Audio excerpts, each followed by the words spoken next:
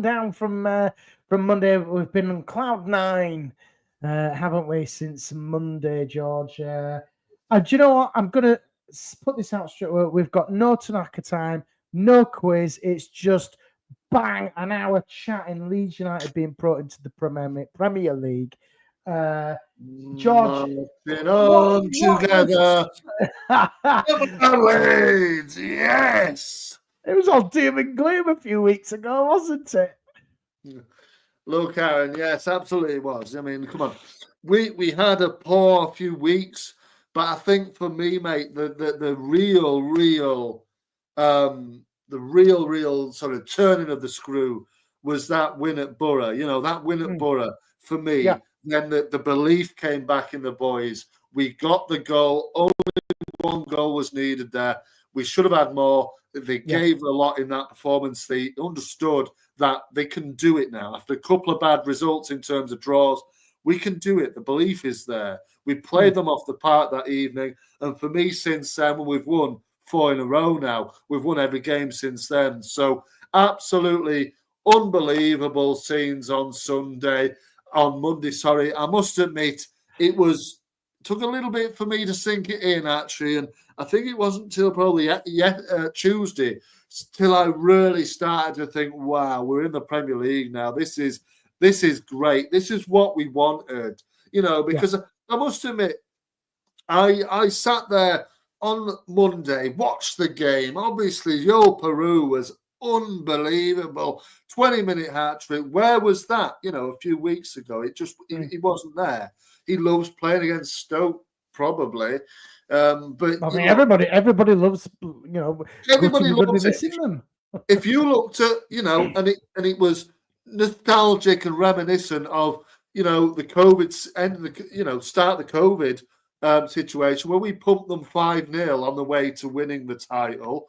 This time it was 6-0, and they don't enjoy coming to Ellen Road. I knew that we would beat them, but to do it in that fashion and then just to wait, a couple of hours, pressure was off Leeds, just party time. I know you were at Ellen Road, Aaron, and anybody in the comments there that was as well. I couldn't get there. Disappointingly, I would have enjoyed that. George, I want to briefly touch on the game because it was a 6-0 absolute hammering. What got me one, and I talked about this a lot with Jerry when we did the match reaction, it's that it was so easy. We weren't expecting it to be that easy. We were expecting it to be a 1-0, 2-1 affair. It was going to be really, really hard and difficult. Stoke they were absolutely by far one of the worst teams. They're clearly on the beach. They don't care. They didn't want to be there.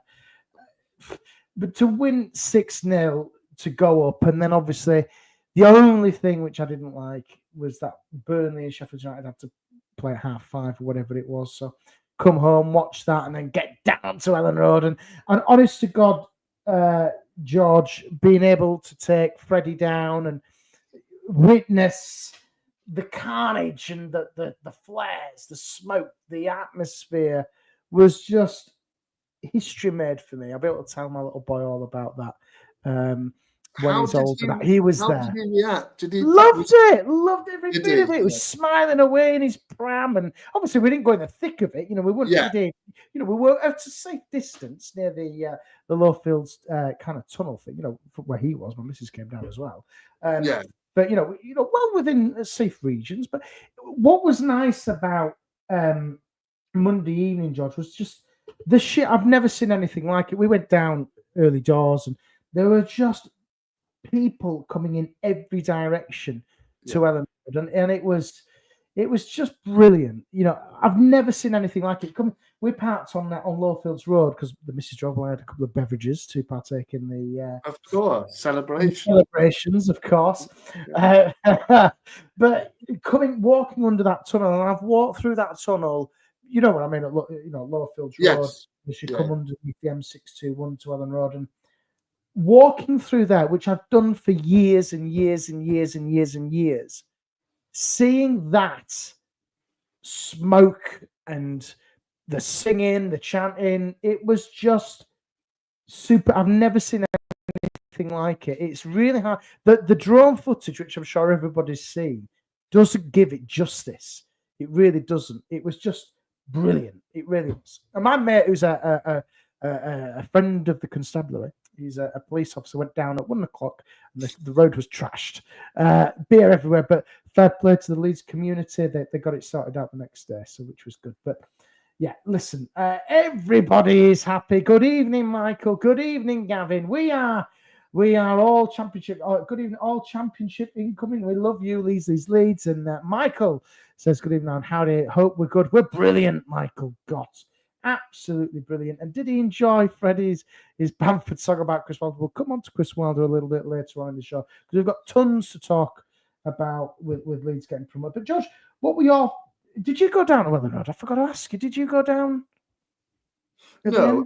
If I'd have been down there, and I would have let you know. You'd have been on top of the club shop. You'd have been on the shop. I was nowhere near Ellen Road. I was sat here actually watching the match and then watching the Burnley game and then watching the celebrations. I wish I was down at Ellen Road, but I did have work early doors on Tuesday morning. As did I. But I was sensible. I only went down for... I saw Simon Ricks of the Kaiser Chiefs. Had a bit of a chat with him. Who does Don't Go to Bed Just Yet. Saw him. Big shout out to the Don't Go to Bed Just Yet lads. Had a nice chat with them. And all was good. It's just... Of course. But you can get to Leeds a lot easier than I can. Yes. Yeah, I'm only 10 minutes about it. Or, if I was 2 minutes down the road, of course, I'd be there all day and all night. But, I'm not. And it's a long way, to Leeds for myself. So it means I've got... So, I couldn't be there. I'm hoping possibly if I can get there for the parade on the 5th of May, I hopefully will be around Leeds at that point. But I will be there as well. We will both be there. We could do a live. Potentially. I would love to be able to do that. But, let's wait. We'll get you on the bus, George. You'll be there with Pat Bamford singing Chris Wilder songs. Is that it? Oh, giving the interviews on the bus. Pat, how are you doing? Whatever. Oh, that'd be great, wouldn't it? Soaked in champagne or whatever it is. But I don't know. I mean, look, fabulous scenes outside the stadium. Everybody raucous, getting involved and enjoying it and everything like that. And I'm sure it went on long into the night in Leeds City Centre. I know the LUTV people, Emma What's-Her-Face and Jermaine Beckford and Michael Bridges were getting a bit giddy and they said, we're going out in Leeds now and all this. So, everybody was just enjoying it. Hopefully it all was in good faith and in good, everything else. So it didn't boil over into unpleasantness. No. So, everybody happy and joyous and, why not? Like you said, Michael, big up to myself who never seemed to doubt Leeds in the last 8 matches, despite the draw, home games, the Swans in away to Luton Town. Yeah, look, I knew Leeds were going to go up. This is the thing. Despite my... and Jimbo made the point, maybe it is me as a ghostwriter writing those reports in the Daily Mail. I don't know. But, despite my, disappointment and not enjoying the manager as such, I 100% agreed and was never in doubt that Leeds would definitely get promoted. They're the best team in the league. We showed it on multiple occasions. And we showed it once and for all there with a 6-0 demolition. I know it was only Stoke City, but you still got to go out there and do that. We've been to Ellen Road many times, obviously, this season, and we've been frustrated by many a team like that and just eventually got the 1 goal or the 2 goals to see it home. This time it was none of that. Just get it done. You sense a kind of urgency from Leeds, Aaron, that we hadn't seen. Do you know what? Yeah, I completely agree. And do you know what? We seem to be... I'm going to talk about Stoke again. I always refer back to Bielsa's first game for Leeds, way back when we beat them 3-1. And I thought, bloody hell, this is one of the best football games. I've been going on about it for years. The 3-1 win against Stoke at home in Bielsa's first season was phenomenal. But for me, George, I think that 6-0 win on Saturday, and this is big credit to Daniel Farke. I'm comparing him to Marcelo here.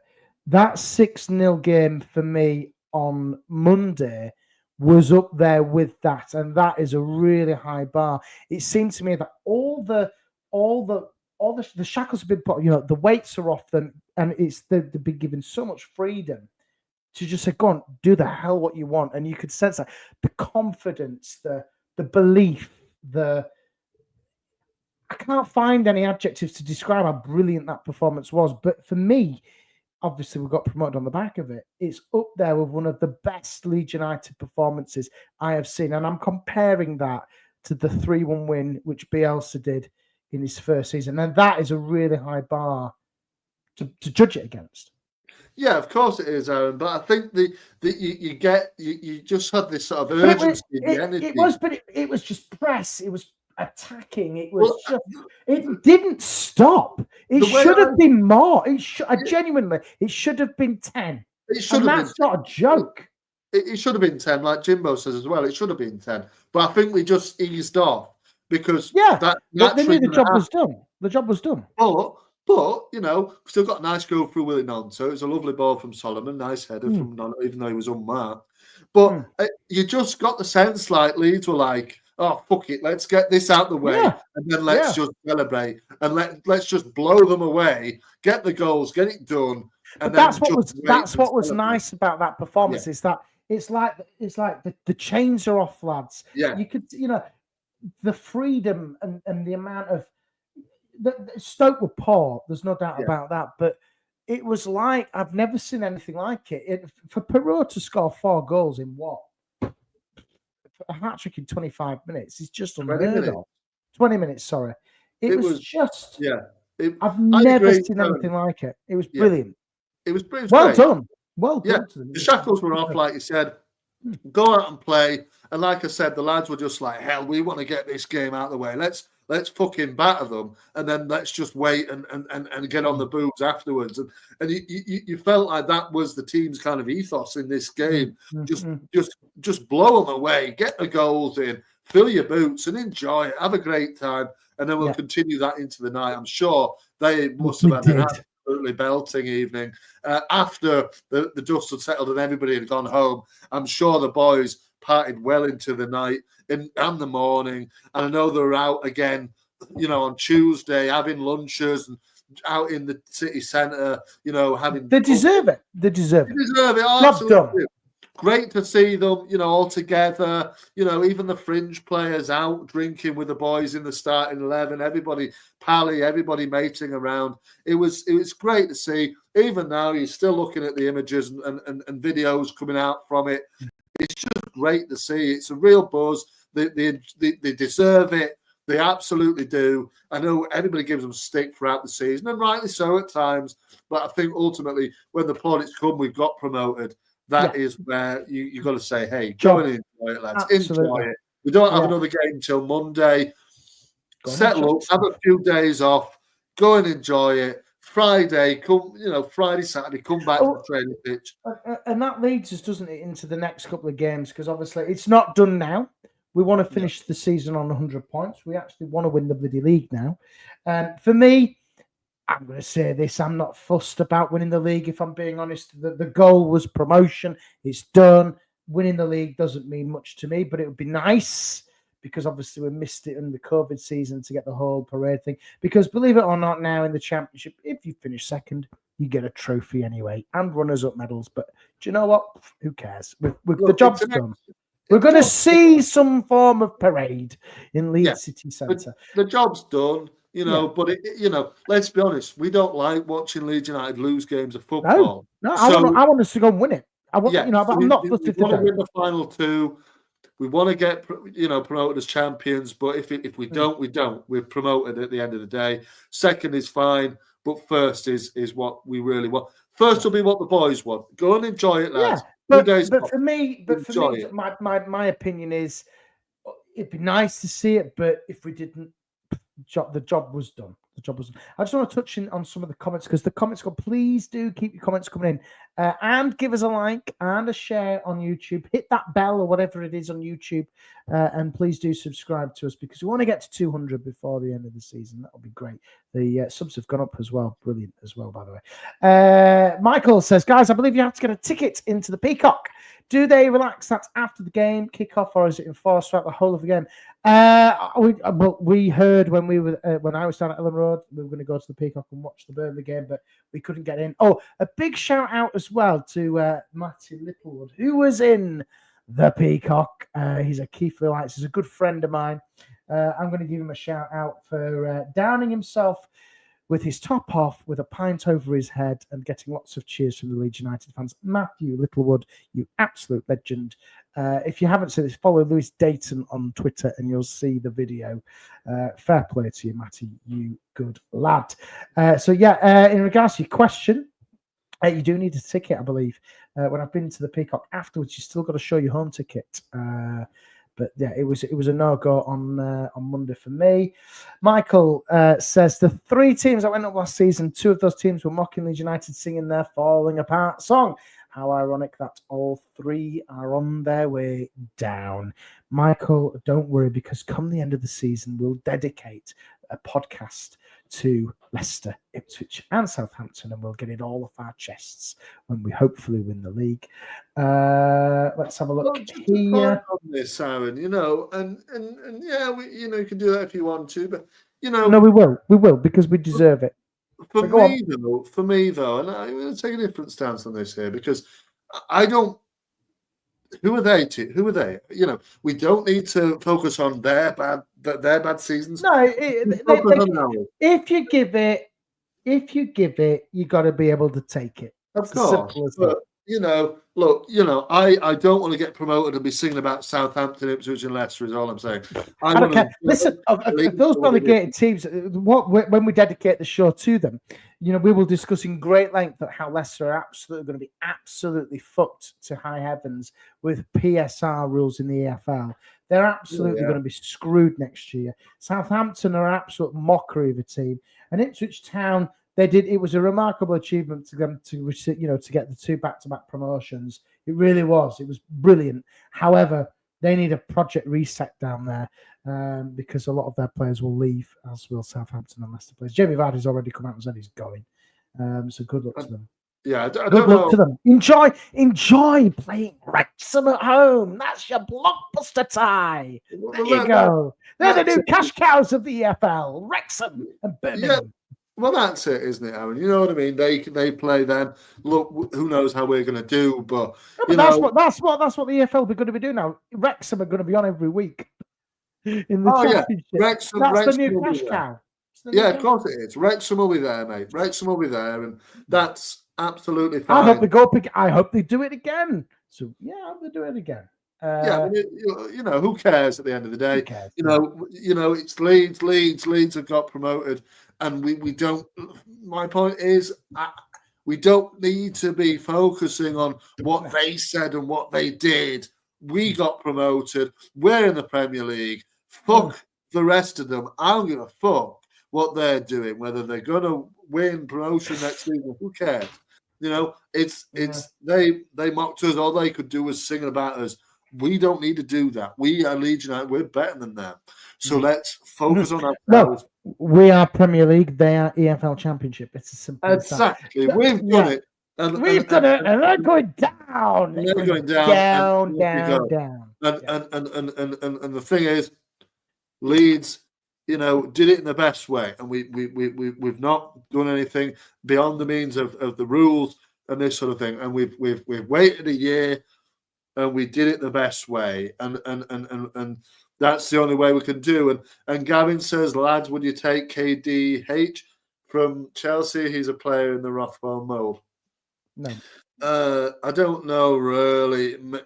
No, I don't think so. I think, look, this is another discussion for another podcast, maybe, about transfers, who's going to come in.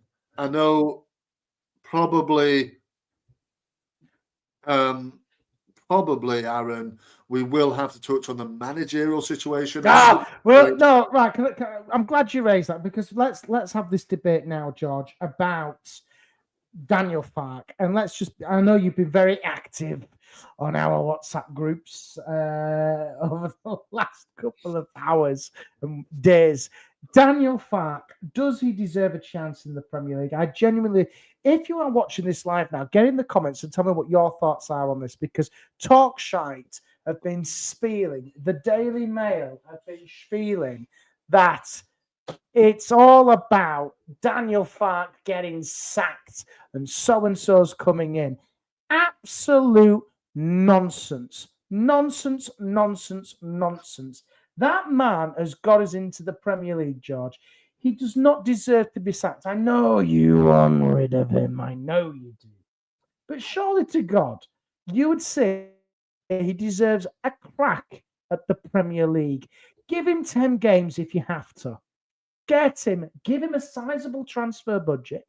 Give him 60, 70, 80 million, 100 million, or whatever it is Leeds are going to give him. Give him an opportunity to manage in the Premier League with Leeds United. Why on earth would you disrupt and throw out the team unity you've got? Why would you, the 49ers have given him a 4-year deal. He's got 2 years left on it. Realistically, 17th is the goal next year. Now we can talk about the Premier League. But we can't sack him, George. Surely not. It's cruel. It is cruel to do that. I don't know if it's cruel, Aaron. I mean, he'll get a good payout. payout. It doesn't matter about a payout. It doesn't matter. I don't think it's cruel. I think it is cruel. The guy has got us up. The guy stuck around last year, George. He's got us up into the Premier League. He deserves. Look, yes, you can compare his Norwich record. Of course, you can. I understand that. That his win percentage isn't as what it should be. But you look at the transfer activity, which Norwich, they give him nothing. Nothing. He has earned and deserves a chance in the Premier League. He really, really does. And look, 35 points. 38 points will probably keep you in the league next year. Yeah, look, I don't doubt that he deserves a chance, yes. But I think if you're giving him 10 games, you might as well say goodbye. Goodbye now. What's the point? So for me, he's gone. It's a non What? It's a non-start. You want him gone? No, I don't. I think he is gone. I don't. Do you think he deserves a chance, though, George? Do you think he deserves a chance? I think he deserves a chance. Yes, I think he deserves a chance. But for me, he's gone. But Farke is stubborn. Him sticking with Meslier almost sunk us. It did, Mark. It did. That's the thing. I think he's gone. That's not his fault. That's not his fault. Doesn't matter now anyway. It doesn't matter, Mark. It doesn't matter. Yeah, but it does. It matters completely. It doesn't matter. It doesn't matter. We've got them. If you look at the YouTube channel and you look at our X account, we've got the Magic P next to us. It doesn't matter. All that is, it could have done, coulda, shoulda, woulda, all that crap. It doesn't matter. It matters next season, though. And Michael says, plus, why would the 49ers sack him? Why? Go on. No, this is what Michael said here. So for me, that would be unprofessional by the board after getting us up, doing what would send a bad message to other managers. Possibly, although I think it would just say, yeah, thank you. You got us up. Now we need to improve. But if you the Parag kind of interview has been circulating background online. Yeah. When they appointed Farke, and they said that they would allow him the opportunity if they do get up, and it's a 4-year deal. It's a massive, and I understand where Gabriel Bonglahor has come out and said, we need to sack him. It's just clickbait crap, if I'm being honest. And then the Daily Mail have jumped on the bandwagon. I don't think at the moment, we've got to win the league. That's the goal. But sacking Daniel Farke is not a good decision. Look at what happened with, I know if you look at the promoted clubs which went up last season, with Leicester, Arenzo went to bloody Chelsea. Maresca went to Chelsea, and then they brought Steve Cooper in. He wasn't given an opportunity, didn't be able to buy his players that he wanted to move on. It's just nonsense. You're just constantly firefighting. You need stability when you get promoted into the Premier League. Stability is key. Look at what happened under Bielsa. Stability is key. Yeah, but I think that was, I don't know. It's different, but you could argue that. But if you allow Farke to have, let's say, 100 million, go and get 6 quality Premier League players, put that into the spine of that squad, and I think they'll give a better crack at it than the 3 which have come up. I think. Surely. I think we replace him at the end of the season. I think it's already done. Yeah. Who? Right, come on, who? It's already done. Don't say Jose Mourinho. It's already done. And Who then? Who the hell is going to come in? I mean, Which? Who? I'm sorry to say, but I think it's a smart move by the 49ers. This if he's gone, it's a smart move because they have said to him. Who do you want? Hang on, let me make the point before I answer the question. And tell us, right, go on then. So look, it's a smart move. They've said, hey, he's the best in the championship. He has a great record of getting teams into the championship, but no, look at his record in the Premier League. Let's let him get us to that point, and then let's give him the sack. I think it's brutal, but that's football. It is. I agree. It is. It's ludicrous, but it's football, and it's the best interest of the team and the club. For me, sack him at the end of the season. Not sack him like, oh, you're being sacked, you're fired. But, just say to him, thank you, and thanks a lot, but we need better. And I don't think that's a bad thing to say. Okay, so who do you want? We don't need a manager getting gone after 10 games. It disrupts everything. Get him out as soon as you can. Say thank you very much, but goodbye. You know what I mean? And that for me. I wouldn't be opposed to this at all. I think it's harsh on him, but maybe he's already agreed. We don't know what the conversations have been in private. Maybe they've come to an agreement between the two parties, saying you get us up, and then you can go. Then you can go. You don't know. For me, you talk about bullshit. Talk Sport's a load of crap. I don't even listen. I never will listen to it. Daily Mail is also a useless. That's a load of crap. But you've got to say that they're not just reporting it for nonsense reasons. Yeah. This doesn't happen all the time. There's got to be something in there. There is something in there, and that's just what's happening. That's why it's out. There's rumors going around. It's not just rumors. There's something come out. Something has said. Something has been said. So yeah. Okay. Who do you want? Who do I want? I'm not going to say who I want, Aaron. It's more of a case of who I've been kind of mentioned, who has been sort of on the list of people involved. Well, let's throw Jose Mourinho in then. Jose Mourinho. I can't believe we're actually saying this at this stage. We've just promoted 4 days ago, whenever it was, and we're on about sacking Daniel Farke. It is a ludicrous conversation. It is football, but for me, George, I just want to touch on the points which I've already made. Farke deserves a crack at it. He deserves the opportunity because I don't think he's really proven himself at this level with a budget. Bielsa had a checkbook. Farke hasn't ever had a checkbook in the Premier League. He's not a bad coach, George. He's not a bad manager. Look at his points per game ratio. Look at what he's done. He's a fantastic Championship manager. But surely you look at Thomas Frank, who's done it with Brentford. You can go through the teams in the Premier League who've had stability and they've continued to be successful. Emery, I'm not saying he wasn't in the Championship because he wasn't, but he's stabled at Villa and now they're competing. I just think it's just David Moyes as an example. He's stabled the ship there at West Ham, obviously at Everton now. I just think if you look at Brentford and you look at Thomas Frank, I'm not saying that we should compare that. You look at them like for like, similar. He can do it in both divisions. I don't see why Daniel Farke can't. Well, yeah, I mean, Clive says Frank did feck all before Brentford. Clive's talking nonsense. He got him up to the Premier League, man. Exactly the same. There's a lot of, Jose conceded, only concerned and bothered about himself. Is what this is the thing. Jose Mourinho is not the right fit for Leeds at this moment in time. You've got to be established in the Premier League. 17th is the goal next year. It doesn't matter. Anything above 17 is a bonus. And do you know what, Judge? It's going to be extremely hard to stay in the Premier League next year. It's going to be hard. No matter who comes in. It'll be tremendously hard, yeah. It'll be tremendously hard. Whoever comes in. So why would you put Jose Mourinho in post, give him $100,000 a week, and say, right, there you go, keep us up? When you've got Daniel Farke, half the price, and probably keep us up.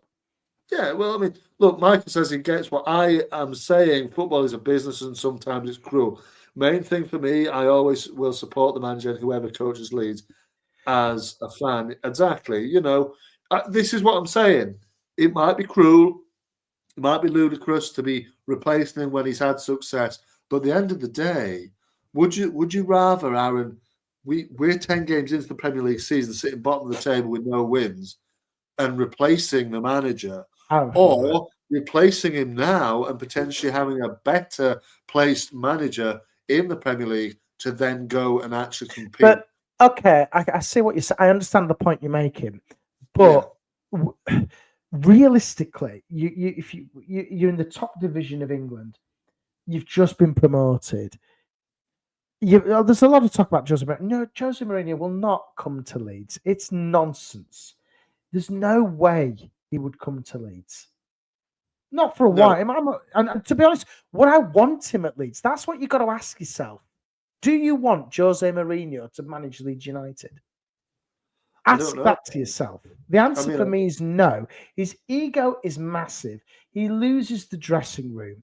He doesn't get back to, he's a bit like, Guardiola. He needs a checkbook to bring success.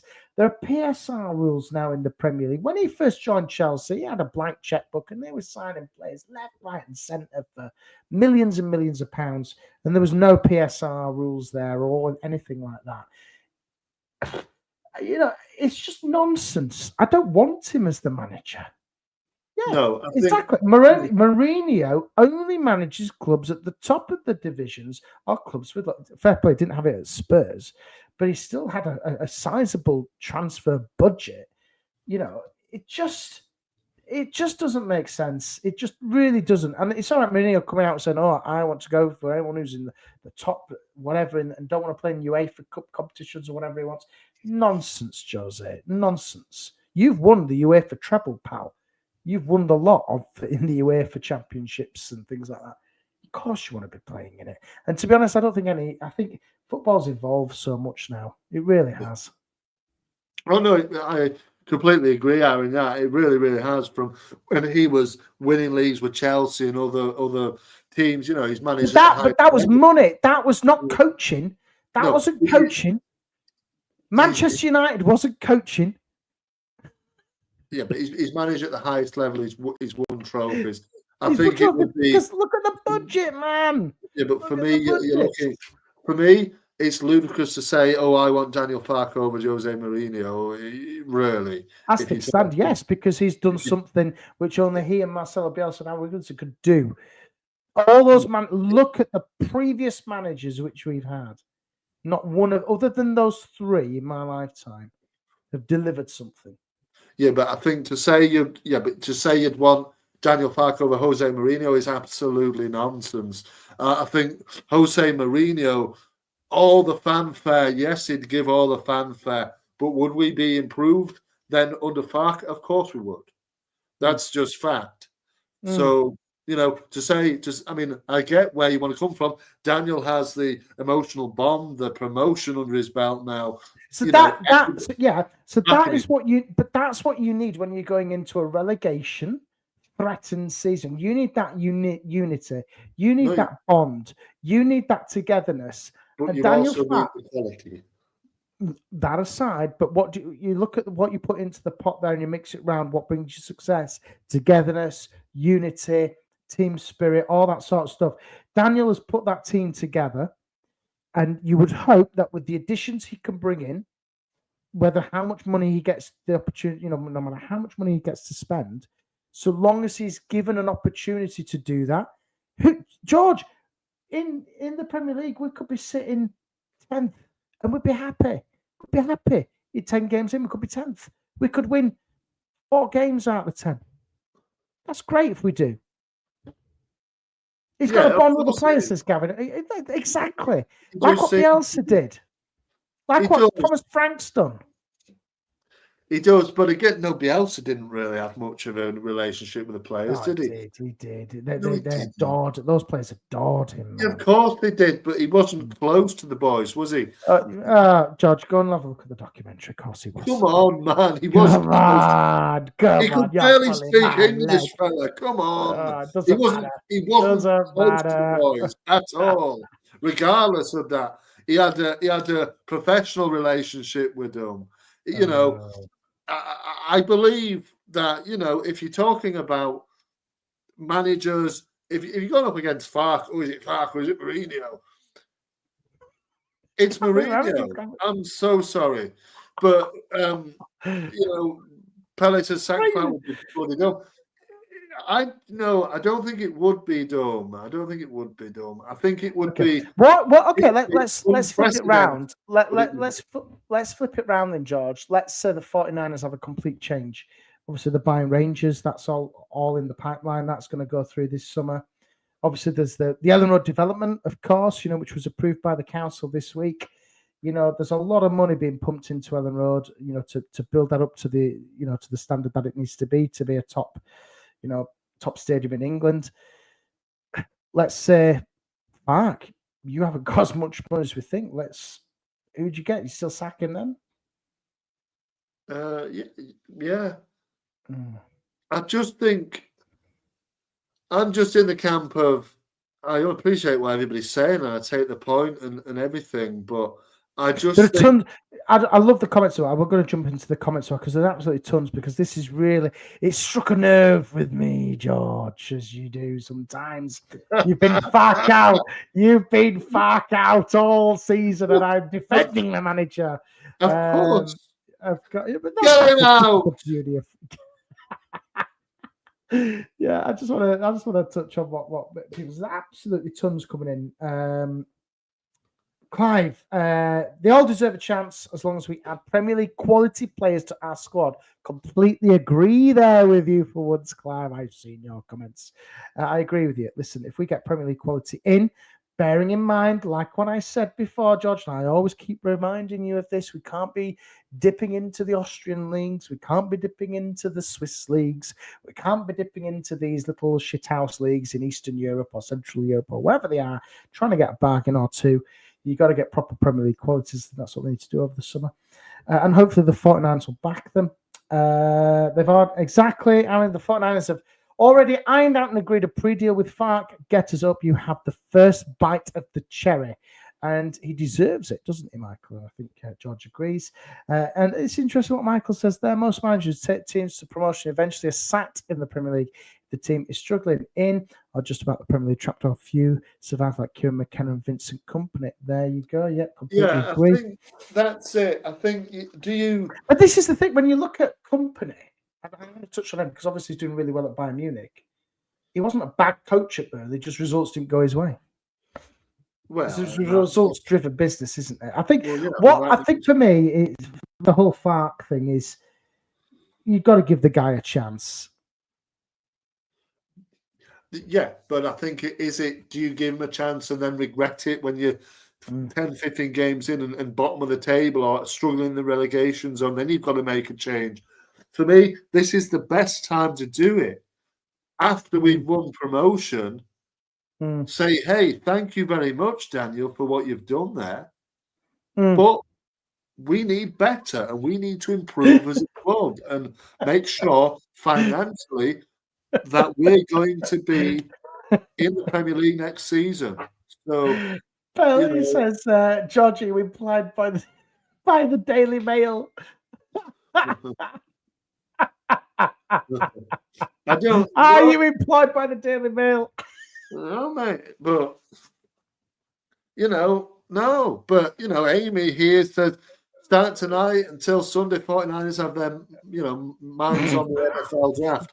Probably, But Michael, Aaron, and George, what's your realistic prediction of our league position next year, despite us knowing what changes are to come? I think what changes are to come, Michael. First of all, what changes, like in terms of incomings, or Well, anything, everything, isn't it? The manager, the transfers out, the transfers in, all of that business. It's a tough one, isn't it, George, to kind of predict as things stand. Well, let's look at the bottom of the table now in the Premier League. The three which have gone up have come down. I think the same happened last year, didn't it, as well, with Sheffield United, Luton, and Burnley. And you've got to break that trend. Look at the Premier League now. What are the bottom five? You've got Spurs down there. They're going to sack Postecoglou. He's going to go. Manchester United are down there. They're just shocking. Wolves, West Ham. Ultimately, you've got to be beating those teams around you. Obviously the three which have come up. So there's two. There's Burnley, which we've got to play twice. You've got to hope for maximum points off them. Whoever comes up in the playoffs, hopefully it's somebody like, I don't know, whoever comes up out of there. You've got to look at 4 wins out of those which have come up, and then you've got to try and pick up some wins elsewhere. But I do think the Premier League now, the class and the quality has got a lot bigger from when we were last in it, and that's only a couple of years ago. Yeah. Realistically, the goal for me, Michael, is 17th. And if we finish 17th next year, that for me is a job done season. And there's no reason why we can't. I'm not saying that this current squad would get you to 17th in the Premier League. I think if there's no additions, I think it'll be bottom 3. If there are quality Premier League additions, I think it could be 17th. What do you think, George? Well, I think there will be quality additions, and there's no doubt about it. I think the manager will be changed. I think we'll finish mid-lower table, 15th, something like this. Again, anything above 17th is an absolute bonus, isn't it? Yeah, absolutely. Me, especially the first season. 17th is a goal, isn't it? Yeah. And you're relying on. If you look at the Premier League of the last couple of years, you're relying on an established Premier League side to have a really poor season. Do you know what I think though, George? I want to touch on what you said there, because if you think of the Premier League now, potentially this is how bonkers it is, and it won't happen. 11 teams could potentially, or 10 teams or whatever, could be playing in Europe. I think of teams such as Forest, who are going to be in either the UEFA Cup or in the Champions League. Will struggle because they can't compete. Yeah, I look at what West Ham did, when they won the Conference League. The dipping form of the Premier League dropped because they put all the eggs in one basket into Europe. So you would hope that one of those teams, somebody like Fulham, you would hope that they would potentially Bournemouth. You'd think that something's got to give. So you would hope that one of those who are in one of those UEFA Championship kind of competitions would struggle.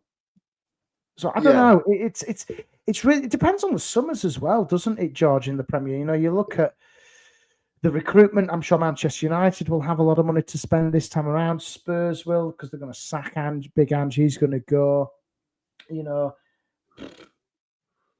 It's really hard to tell at this moment in time, isn't it? Well, I don't know. What do you think? It's impossible to say, but I think Everton. Yeah, ultimately, look, you're relying on one other team. I think it's a good point, Aaron, about the international like the Champions League and stuff coming into play for the teams that aren't used to having those things. I think that comes into play definitely. I think you're relying on a team like West Ham or like Forest, Brentford, whatever. You're relying on one of those or two of those teams have really poor seasons, and it's about time. If you look at the history of it, that a promoted side did stay up for a second season, because it hasn't happened now for 2 years. I think the last 2 seasons, including this season, all the 6 promoted sides have gone down at the first time of asking. So if you look at the league, I'm just looking at the league table as you're speaking, George. Currently, West Ham is 17th on 36. I think we've got relegated on 35. I think we got relegated on 32. 32 or something. Anyway, it was mid-lowers, 30s, wasn't it? You think 36 is enough to keep you up this year.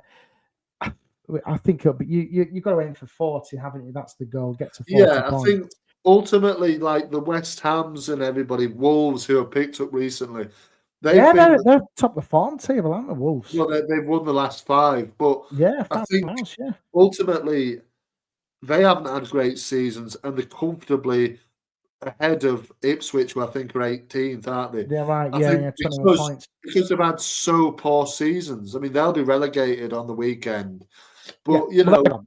the other 2 have been confirmed already. But because they've been so poor, you've been allowed to get away with 36 points. 36 points usually at this point in the season would have you scrambling and waiting with bated breath whether you're going to be staying up or not. Whether it's just a breeze now for this season, we've got to make sure that we're getting at least 36 to 40 points, 45 points, something like this. That'll keep us up. So I think Leeds will be confident, but I think you've got to act quickly. This is why I think we've got to act quickly now and just be like, bang, thank you for getting us promoted or winning the title, but we've got to improve. We've got to make sure that we're secure, get the players in, get a good coach in early. But the danger of what you've just created, you need, when you're going in, we're being promoted, and you can look at the 3. I don't want to look at the 3 which have come up last year with Southampton, Ipswich, and Leicester, because they've had poor seasons. Yeah. If you look at the ones you look at Ipswich, who are currently 18th, they've had more momentum than Leicester this season. They've had a better, as things stand, season than them. They kept stability. They kept Kieran McKenna. They kept the majority of their squad, and they tried to. What they did, their transfer strategy was wrong. They were trying to buy all the best championship-ish players and get Calvin Phillips on loan and hope that would keep them in the division, and it hasn't worked. That approach you've seen happen before. I think Fulham did it a couple of years ago, and it kept them up. This is because you've got to learn from those mistakes. But one thing that you do need when you be promoted is you've got to have stability. You've got to have that team unity. The minute you start messing around with coaching and managers, Ampadu, I think, is quite close to Fark. You need that unity and that bond, which has been fostered. I'm using my words carefully here, which has been really fostered in a long, hard stinker of a season in the Championship, when we have had lots of downs, bearing in mind we've had the Melier debate, we've had the draws, we've had the dip in form, we've had the craziness of late goals and mistakes made. Fark's got that right. You look at Big Sam, when he came in, he tried to do it, didn't happen. You look at the managers which have tried and failed, and it didn't happen. Fark ultimately has got these decisions right. So let's just hope that Leeds give him that checkbook, give him that support, and who knows, with more additions added, a little bit of Fark magic, he could do all right. That's what I want to see. He deserves a punt. Give him 10 games, and if he does it, fabulous. If he doesn't, then you go back to the drawing board. But who are you going to bring in 10 games? It doesn't matter if it's at the beginning or within 10 games or 15 or 20 games. Look who Leicester, they sacked Steve Cooper, who were in a better position under him, and they brought Ruud van Nistelrooy in, and look at what happened. Exactly there, Michael says it there, not improved. That's the point I was going to make. No, and well, Dustin 49. Thank you for joining us, mate. Thank you for joining. Give us a like and a subscribe, Dustin. Come on. Congrats on the promotion. Thank you, mate. Who do you support, just as any chance? But no, I completely disagree with your point, Aaron. Michael says Leicester City sacked Cooper after 12 matches and they have not improved under Ruud van Nistelrooy. No, of course not. Sometimes it doesn't work, but sometimes it does. And, but it doesn't. It hasn't worked this season. Not for them, but sometimes it does. And if you're going to sack him after 10 games, well, hell, you might as well sack him at the start of the season for me. Sack him and get a better manager in there. And this is what okay. This is what we're going to do. Okay, right. Let's just think about this then, George. Let's say they back him. What positions do you think Fark needs to address in the summer then? What do we need? I saw a couple of comments of saying, right, okay, what we're going to do with the players who are out on loan, what we're going to do with the players currently on loan at Leeds. What do we need then? Let's say Fark stays for argument's sake. What does he need to do in terms of recruitment? What do we need to keep us 17th and above in the league? I think, was it Michael that said about the loan players? I mean, all of those guys will go. There's let's forget. We'll talk. We'll discuss loan players. But what players does Fark or whoever to appease you? I said to appease you, Fark or another person. What do we need then, George? What do we need all to the way stay around? up? Because 11 players. We need loads of players, mate. Right, right, realistically, we're not going to get loads of players in because that's ridiculous. I think we'll get at least 11. 11. Yeah. Wow. Yeah, we need it. We need players. Yeah, that's how much is going to be spending there for 11 players? You're going to be spending what? At least 250 million. No, I don't think so. No, I don't think so. I bet you Ipswich, they signed about the same. I don't think Leeds need to sign 11 players, George, if I'm being honest, next season. No, I think, look at the quality squad. All right then. Okay, let's do what Clive says. Good old Clive. Thank you for this one.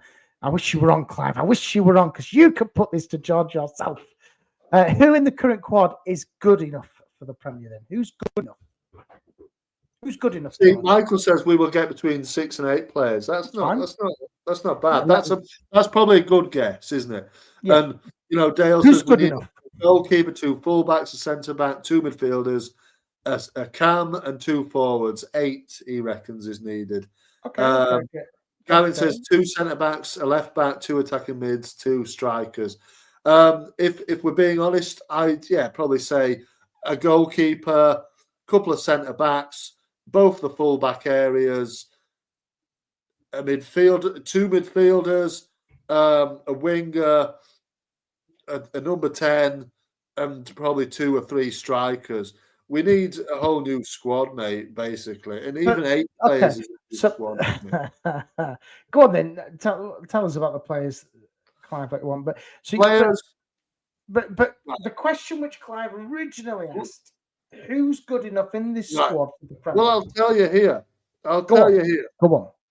Right. Bogle for them. Bogle for me. Squad in front of me. Carl Darlow. No. All 3 of the goalkeepers. Bin them off. Wow.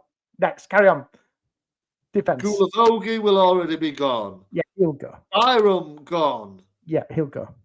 Max Vober, I think he will stay, but is he good enough? Then no. I don't know. He's a good squad player. Rodon will stay. Firpo, I think Firpo will. I agree. I think he'll get a deal. I think he'll get a 2-year deal. That's what's been talked about. I think he's earned it. Do you think we still need another left back? Yes, of course. Yeah. Okay. Ethan Ampadu will, of course, stay. I think Bogle will stay. Pascal will stay. I think Schmidt will also stay, but I don't think he'll have much. But in terms of your centre backs, then I think for me, Strauch, it's just his injury concerns for me. I think a goalkeeper number 1 is needed. You're looking at 2 keepers. I think Darlow potentially could stay for another season. I think Meslier has played his last game for Leeds. I think he will go. I think he will leave us. Carnes, I think, will go as well. We need a quality goalkeeper, a Premier League proven quality goalkeeper to come in, and I think we need another centre back.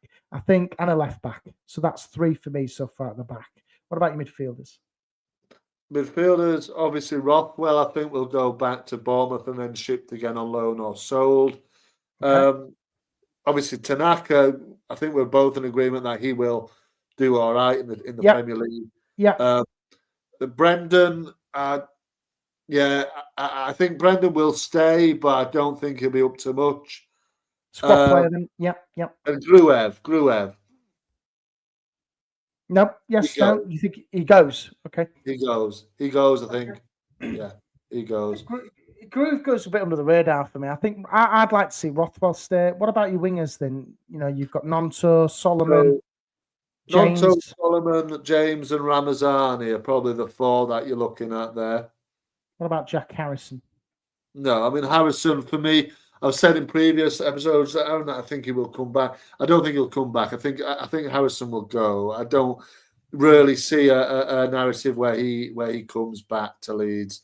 But do you not think, you look at your wingers, I think if we sign Solomon, I think that would be a great. I think that'd be a great addition. I think Solomon would be a smart addition. And I feel like all four of them will probably stay.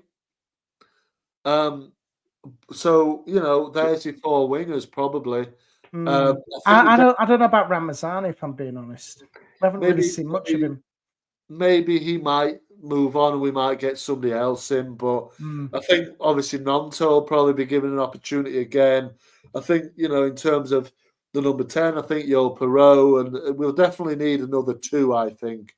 That's the first one we really probably need to improve on. The striking department then. But again, I think Yul Perot will be given a chance. I think Mateo Joseph and probably Patrick Bamford will both be moved on. I think I can see Mateo Joseph moving out on loan next year. Yeah, I think Mateo will be moved along. I think Pat Bamford will also be moved on, and we'll have 2 or 3 new strikers, I think, probably. And Gavin says Solomon is staying. Look at his post. Solomon looks absolutely besotted with Leeds United, I must admit. So I don't think. What you've just said there, then, George.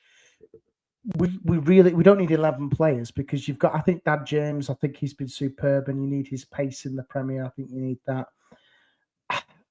10 for me. I think we'd need 2, maybe 1 striker. Depends what you do with Bamford. No, Bamford off. I think we need about 2 or 3 of them.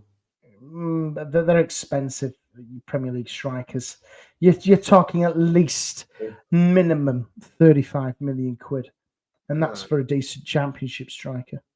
That's the going rate, George, for a decent Premier League. For a Premier League striker who's going to score you 15 plus goals, you're looking at upwards of 35 million. You look at it gets ridiculous, doesn't it, the transfer fees? But they need to get that recruitment right, and I think that the players which they target, they need to get them right. Yeah, they just need to get it right. They've got to get it right. If it's more than quality over quantity, that's fine. They just need to get it. They just need to get it right, and right from the start of pre-season, right from now, you need to be there, getting the right people in, getting the right manager in. If they do go with sacking Fark and turn into a new person, getting it right and not leaving it haphazard. Closing your eyes and throwing a dartboard at a page, I don't think though that I think that chaos with Orta has gone, hasn't it? Because obviously you've got to remember the last time we were in the Premier League, we had Victor Orta in charge of our recruitment and our manager selections and all that sort of stuff, and he was a loose cannon, and he was by far the way better out of Leeds United. Yes, absolutely. But you would hope that obviously there's going to be change in the boardroom as well, isn't there, this summer? Gavin says number 10 is like Noah Lang, when Dia Godfrey, competition for Rodon Abraham as a striker, potentially. But I think a lot of those players there, though, Gavin, they're going to cost a lot of money. A lot of money. I'm not sure. You don't know. I don't know. You don't know what. It's not like Football Manager where you can go out and sign whoever you want. You've got to remember, they will look at bringing players in, and you've got to remember there's the PSR profit rules and things like that, and they're putting a lot of money into the stadium. I think they will, whatever they do with that, I just hope to God that they don't just bank on this same squad. They've got to improve it, and they've got to look at real good quality. They're not gonna stick with the squad completely. I think, like I said, I think we'll have pretty much a whole new squad by the end of the transfer window. I think we'll have a new manager as well. So I think we'll saying that we don't know that. We do know that. Or I know that. I just wanted to while you're dwelling about sacking Fark, I just want to jump into the comments because there's been absolutely tons, which is brilliant. And we do read even after the show when we're not live on YouTube or when we're putting out the pod. Yes, we do read them all. So thank you to everybody. And please, go on. Sorry, Clive's talking about Tim Clyden-Danst, isn't it? Clyden-Danst is playing for Mönchengladbach. He's German international now. He's, late 20s, 30s. But, he's not a bad shout, really. That's the That's king. the king. Really? Welcome along, mate, from my channel as well. Welcome along, pal. Please subscribe to this, Daz. This is where you can see me and George. Leeds. Jamie Vardy. That's right. No, I'd rather have Pat Bamford. Late bloomer. Scored a lot of goals in the German Bundesliga. Scored, I think, for his national team as well. I don't know. I mean, the possibilities are endless now in the Premier League. We've just got to wait and see what the recruitment style is going to be for Leeds. Is there going to be a new manager involved? What it's all going to be? And I just believe, Aaron, that we do need to just go straight down the line and just say, right, I'm so sorry, Mr. Fark, but we need to improve and grow as a club, and we do not see you being able to do that. So that's it. And reports today. Now, I'm just going to drop this now. I know it's getting late, Aaron, here, and we probably will wrap up very shortly, I expect. But we can keep going if you want, but go on. Well, I'm just going to leave it here, and then like I said, we're probably going to wrap up soon. But I've been here today, speaking today, and Cesc Fabregas's name has come up. So I don't know what people are thinking about that. Just as a you're on the wind up, pal. You really are.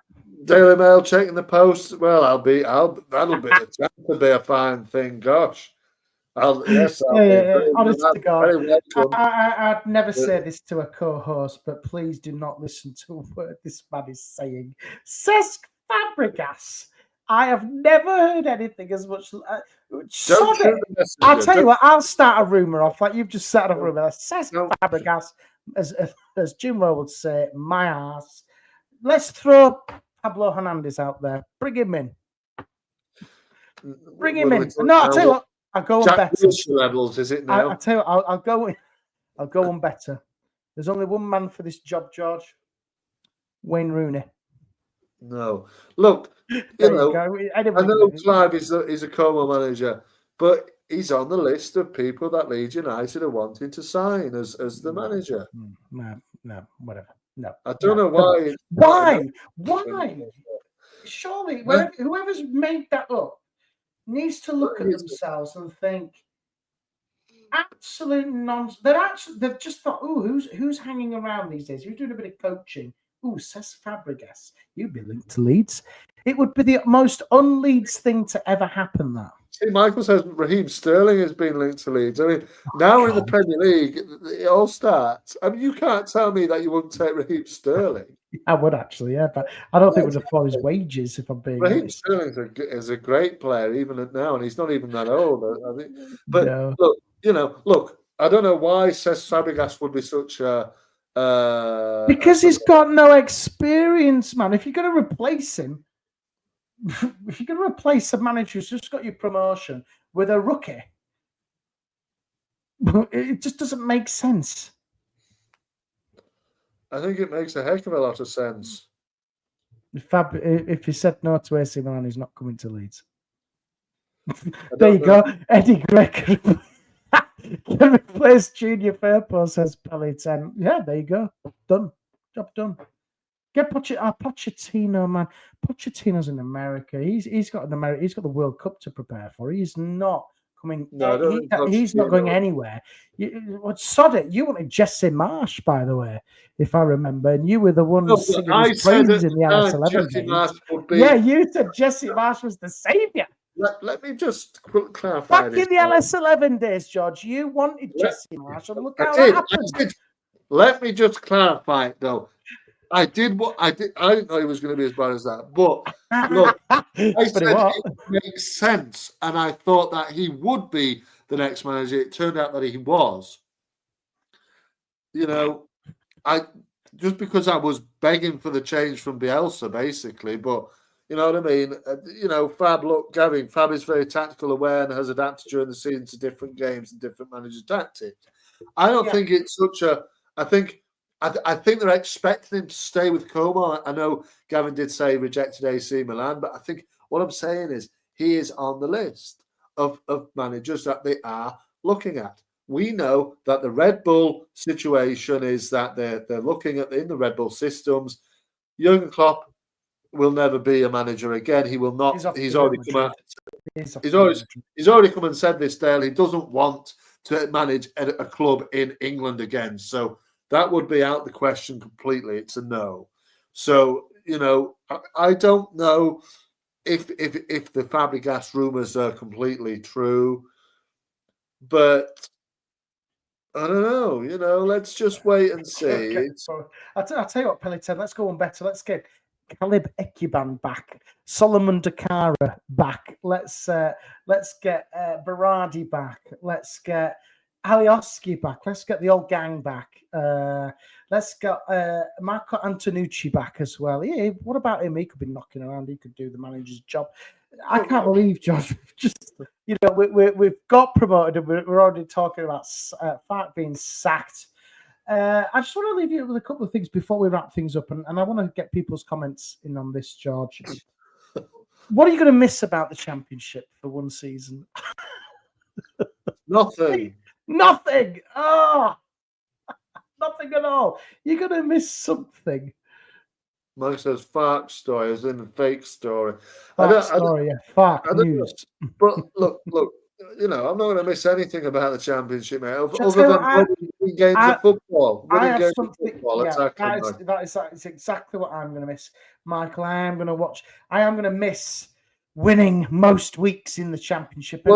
Winning most weeks and feeling comfortable, particularly at Ellen Road. That's probably what we're going to miss is the comfortability of we're actually going to win this game today, and it doesn't feel like a challenge actually, and it's kind of nice because because it just is, because everybody loves winning games of football. So I think that's going to be the most difficult transition is kind of losing probably most weeks if we're going to be honest about it, or just being on the back foot most of the time. Whereas for the last two seasons, all right, we didn't succeed last year, but we were still winning most games of football when you look at it. So winning games is probably the only thing. Okay. Yeah. What about? I'll tell you what. Here's one for you. Liam Cooper. Would you have him back as manager? No.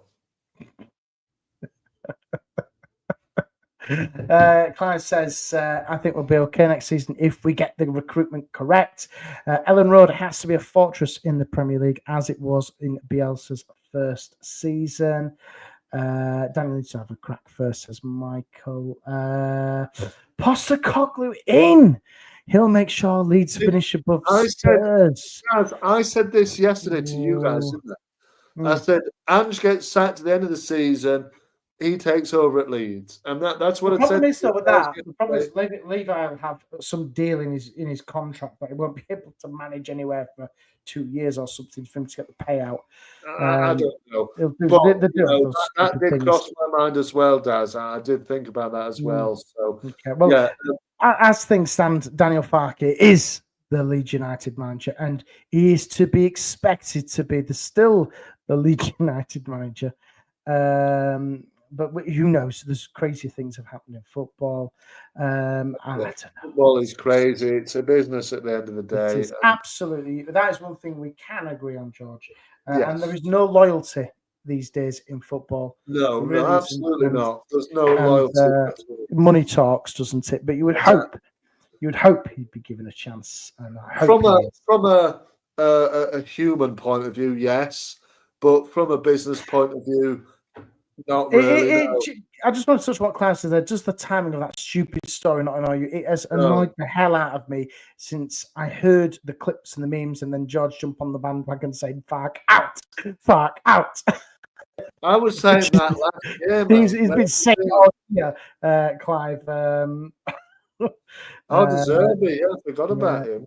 Yeah, so it's just if it says that Michael says if we get De Zerbi, that's not a bad shout. Yeah. Where is he these days? Is he still at Marseille, Dale? I don't know. I don't know Is where he he still is. at Marseille? Don't know. It says, He was. let's have a look here. Michael says, if we get the title, the first Prem should be EPL champs versus EFL champs. Well, that was what it was A couple of when we years did. ago, yeah. Yeah, when was, we did in 2020, yeah. wasn't it? Yeah. Yeah, and then like at least announce it once the season is finished, not 2 games before. Ultimately, we've got to go and win. We've got to go and win the league first, and that could be the one. Listen, if we don't win the next 2 games, I'm sure this man will be calling Fark out still, won't you, George? See, Michael's got it. Yeah, Super Mercado. Roger Mercado. Michael, go listen to me. He'll be on later on today or tomorrow. Talking Brazil. I've just done a live episode before I came on with Aaron today with my brother James, talking about another round of fixtures in the Brazilian Serie A, Brasileirão. Yeah, Roger Mercado. They slipped a little bit of Inter. Could we go and get him? I don't know, but yeah, Roger. I have no idea who he is or if he's any Super good. Mercado, and that who? is fun. Are you saying Super Mercado? Yeah, if you know what if you know Spanish, yeah, it's a funny little metaphor. Super Mercado. He's actually called Roger. He's Roger Mercado. Who's Roger Mercado? He's the international manager in Brazil. International. A team in Brazil. Roger Mercado is the manager. Roger Mercado, Super Mercado, as we call him. And is he like the Jose Mourinho of Brazil? No, not really. Is he like Mercado? Is he the Jurgen Klopp of Brazil? Everybody knows what Super Mercado is if he can speak Spanish, which makes it funny. Know what you're on about. Anyway, you know what Super Mercado is in Spanish? Somebody in the comments will know, surely.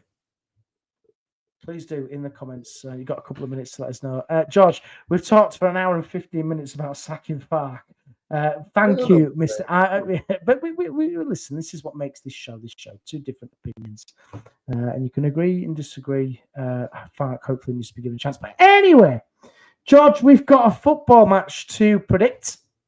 Leeds take on Bristol City on Monday.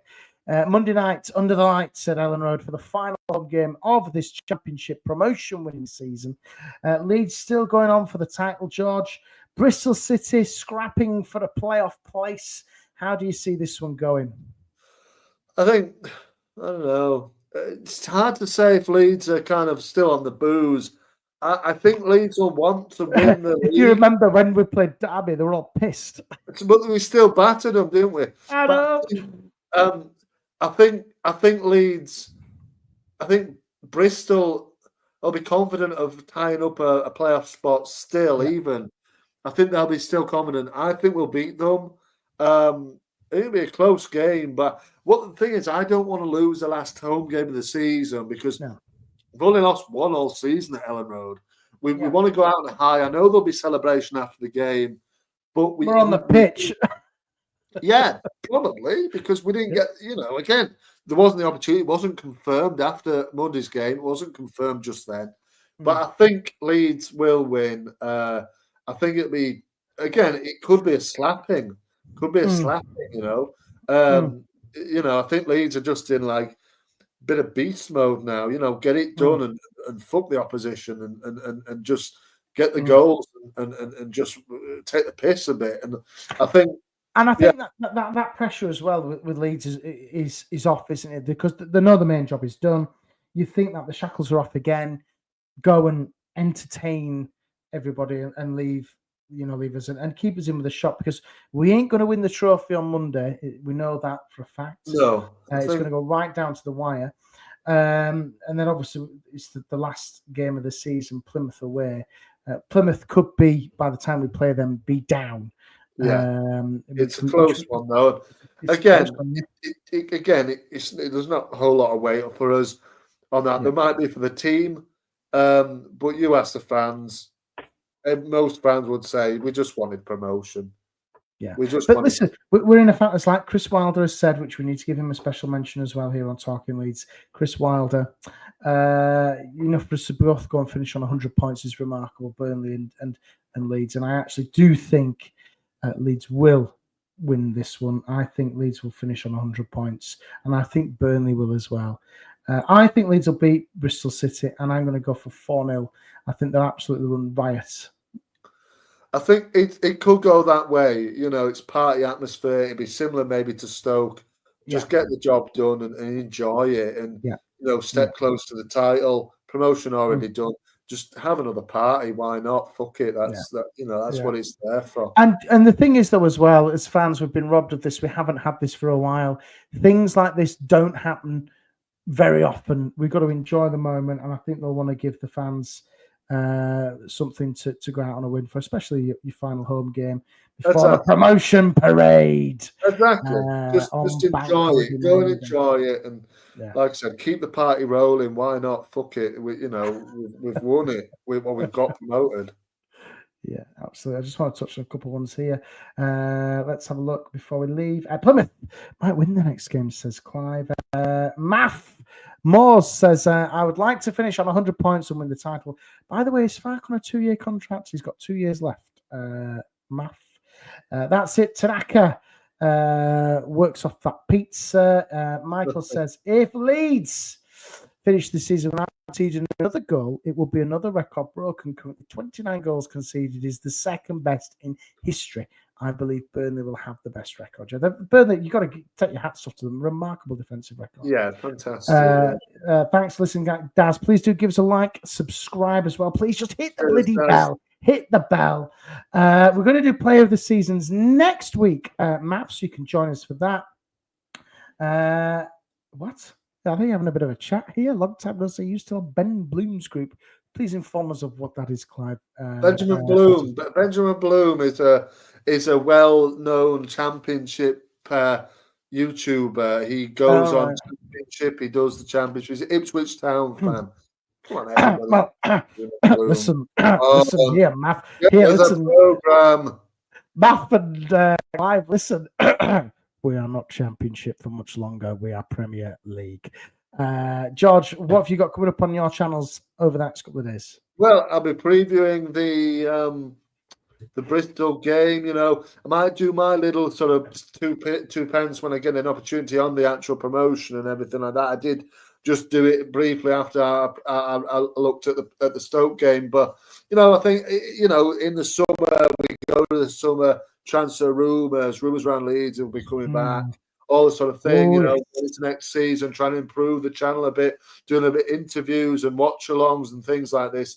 So it's all a busy old do, haven't you? And then also, it'll be busy. It'll be busy, but that's the way it goes. Premier League for the club means Premier League for our podcast, for my channel as well, my podcast as well. So it's all up in the ante, up in the stakes, and you roll with it. Everybody's buzzing after promotion. There's also a little tune I did, which I did say to you, Aaron, what I did. It's amazing what you could do with AI, but I did also I did write the lyrics for that, to be fair. So, but so you can do things like that. And it's all good. It's good. So you've got all that coming. We've got obviously me and Jerry will be back with the match reactions for the Bristol. We might do a live kind of from the parade when Leeds do a parade in Leeds. That might be quite good content. And obviously we've got next week's show as well. But George, I'm just going to leave you on this. This is the one. Daz, I agree with keeping the same manager from promotion. Don't fire the chef when the kitchen is about to get an upgrade. I'm just worried about the current track record of promoted teams, and I think that is the comment of the week for me. But we are Premier League. The stay in the Championship, Leeds United fans, is almost over, and hopefully we won't be back in it, even though we probably will next season. Probably will. George, thank you very much for joining us. We'll be back same time next week, probably debating who will be replacing Daniel Fark when he loses to Bristol City, and it's all doom and gloom again. And as Matt says, we've got to give him a chance, and I hope we do. Thank you, everybody, as well. Please do continue to listen to us on your pod providers. Give us a like, give us a share. Give us the ring the bell thing. I don't know how ring the bell is that still the thing on YouTube. Subscribe, and you'll know when we're live. We want to get to 200, but do you know what? Let's go bigger. Let's go 500. We want to hit 500 subscribers before the end of the season. So please do. Tell your friends, tell your colleagues, tell your family. And we'll see you next week. See you later. Next week. Marching on together.